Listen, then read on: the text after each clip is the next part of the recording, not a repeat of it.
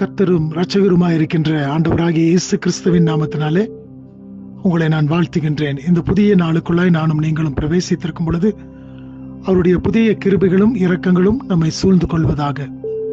கர்த்தர் நல்லவரும் நன்மை செய்கின்றவருமாக இருக்கின்றார். அவர் வாக்கு மாறாத தேவனாக இருக்கின்றார். அவர்தாமே உங்கள் மீதும் என் மீதும் இரக்கம் காட்டுகின்ற தேவனாக இருக்கின்றார். இந்த காலை வேளையிலும் கூட அவருடைய தயவு நமக்கு பெரியதாய் காணப்பட்டபடியினாலே இந்த ஒரு புதிய நாளுக்குள்ளாய் பிரவேசித்து அவருடைய சமூகத்திலே நானும் நீங்களும் கூடி வரும்படியான பெரிய ஒரு பாக்கியத்தை தேவன் நமக்கு தந்திருக்கின்றார்.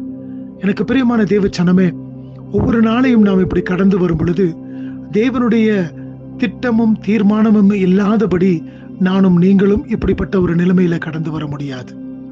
தேவன் நம்மை நடத்தவில்லை என்று சொன்னால், தேவன் நமக்கு வேண்டிய கிருபைகளை பாராட்டவில்லை என்று சொன்னால், இப்படிப்பட்ட ஒரு புதிய நாளின் மேன்மையை நானும் நீங்களும் கண்டிருக்க முடியாது. தேவன் நல்லவராக இருக்கின்றார். அவர்தாமே நம்மை நேசிக்கின்ற தேவனாக இருக்கின்றார். இந்த நாளிலும் கூட இப்படிப்பட்ட தேவனுடைய சமூகத்திலே தானே நானும் நீங்களும் கடந்து வந்திருக்கின்றோம். ஒரு வசனத்தை நான் வாசிக்கின்றேன். 3வது சங்கீதம் 3வது வசனத்தை நான் வாசிக்கின்றேன். Psalm 3:3.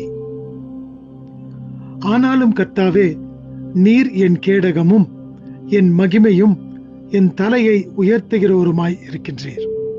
இந்த இடத்துல பார்க்கும் பொழுது தாவீது இப்படிப்பட்ட ஒரு வார்த்தையை சொல்லுகின்றார். எப்படி என்று சொன்னால், தம்முடைய குமாரனாகிய அப்சலோமுக்கு முன்பதாக தப்பித்து ஓடி போகையில இந்த வார்த்தைகளை அவர் சொல்லுகின்றார். முதல் 2 வார்த்தைகளிலே வசனங்களிலே நாம் பார்க்கும் பொழுது, எனக்கு விரோதமாக எத்தனையோ பேர் எழும்பி இருக்கின்றார்கள், எனக்கு சத்துருக்களாய் எனக்கு விரோதம் செய்கின்றவர்களாக எழும்பி இருக்கின்றார்கள். அவர்கள் என்னை பார்த்து சொல்லுகின்றார்கள், உன்னுடைய தேவனிடத்தில் ரட்சிப்பு இல்லை என்று சொல்லி. ஆனால் 3வது வசனத்தில் சொல்லுகிறார், ஆனாலும் கர்த்தாவே, நீர் என் கேடகமும் என் மகிமையும் என் தலையை உயர்த்துகிறவருமாயிருக்கிறீர் என்று சொல்லி. எவ்வளவு பெரிய ஒரு விசுவாசம் உடையவராக தாவீது காணப்பட்டார்.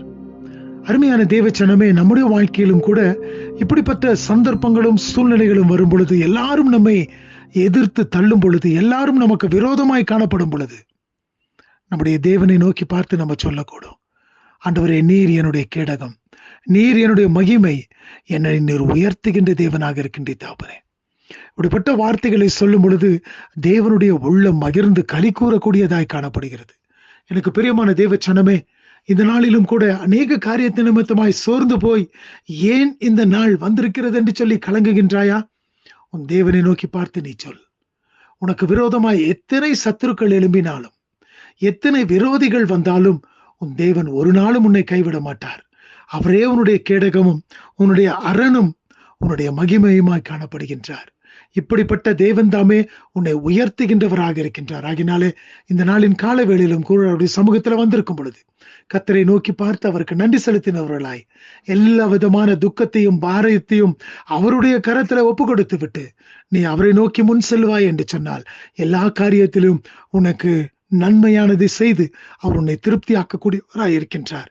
இந்த நாளிலும் கூட தேவனுடைய நாம மகிமை உங்களோடு கூட காணப்படட்டும். தேவன் தாமே உங்களை ஆசீர்வதிப்பாராக. ஆமென்.